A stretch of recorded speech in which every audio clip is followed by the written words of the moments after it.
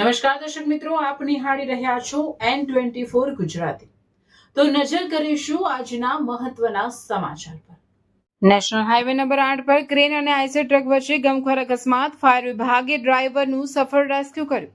કરજણથી પાલેજ તરફ જતા national highway number 8 પર આજે વહેલી સવારે ભયાનક અકસ્માત સર્જાયો।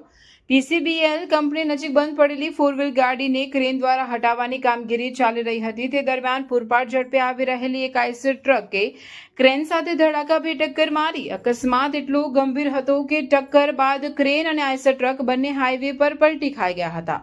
અકસ્માતમાં આઈસર ટ્રકનો ડ્રાઈવર કેબિનમાં ગંભીર રીતે ફસાઈ ગયો હતો। ઘટનાની જાણ થતાં જ કરજણ ફાયર વિભાગની ટીમ તાત્કાલિક ઘટના સ્થળે પહોંચી હતી। ફાયર વિભાગના જવાનોએ હાઇડ્રોલિક કટર સહિત આધુનિક સાધનોની મદદથી રેસ્ક્યુ કામગીરી હાથ ધરી હતી। અંદાજે 1 કલાકની ભારે જહેમત બાદ ફસાયેલા ડ્રાઈવરને સુરક્ષિત રીતે બહાર કાઢવામાં સફળતા મળી હતી। સદનસીબે આ ગંભીર અકસ્માતમાં કોઈ જાનહાનિ થઈ નથી। રેસ્ક્યુ કરાયેલા આઈસર ટ્રકના ડ્રાઈવરને નાની મોટી ઇજાઓ પહોંચી હોવાથી પોલીસની હાજરીમાં એમ્બ્યુલન્સ મારફતે તાત્કાલિક હોસ્પિટલ ખસેડવામાં આવ્યો હતો, જ્યારે ક્રેનના ડ્રાઈવરનો આ બાદ બચાવ થયો હતો। સ્થાનિક પોલીસે અકસ્માત અંગે વધુ તપાસ હાથ ધરી છે। રિપોર્ટર શાહનવાઝ દિવાન, N24 ગુજરાતી ન્યૂઝ, ભરૂચ।